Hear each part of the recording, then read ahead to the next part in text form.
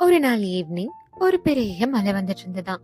அந்த மலையில நனையாம இருக்கறக்காக நம்ம மனிஷ் ஒரு கொடைய பிடிச்சு நடந்து வந்துட்டு இருந்தானா.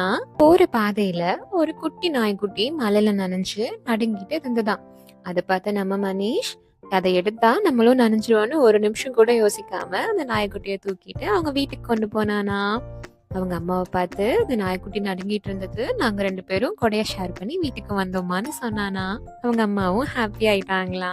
அந்த நாள் அவன் கத்துக்கிட்ட பாடம் என்ன தெரியுமா?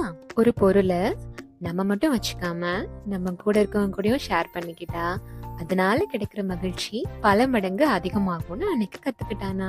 காலையில ஆச்சா, அவன் முழிச்சதுக்கு அப்புறம் நம்ம நாய்க்குட்டி கத்துற சவுண்ட் கேட்டுச்சான். அதை கேட்டோன்னு ஓடி போய் இந்த நாய்க்குட்டிய பார்த்தானா. அதுக்கு சாப்பிட பால் பிஸ்கெட் எல்லாம் கொடுத்தானா. அப்புறம் கொஞ்ச நேரம் கழிச்சு 2 பேரும் பார்க்குக்கு விளையாட போனாங்களாம். அங்க விளையாடிட்டு இருக்கும்போது நம்ம மனிஷ் அங்க இருந்த சேத்துல வழுக்கி கீழே விழுந்துட்டானா. அவன் விழுந்த இடத்துல ஒரு கூர்மையான கல் இருந்துதான். அதுல அவன் மோதாம இருக்கணும்னு சொல்லி நம்ம குட்டி நாய்க்குட்டி அவனை காப்பாத்திட்டானா. அதை பார்த்த மனிஷ் ரொம்ப happy ஆயிட்டானா. So, the moral of the story is, நம்ம இன்னைக்கு பண்ற நல்ல விஷயங்கள் ஒரு நாள் கண்டிப்பா நமக்கு நன்மையா தான் வந்து சேரும்.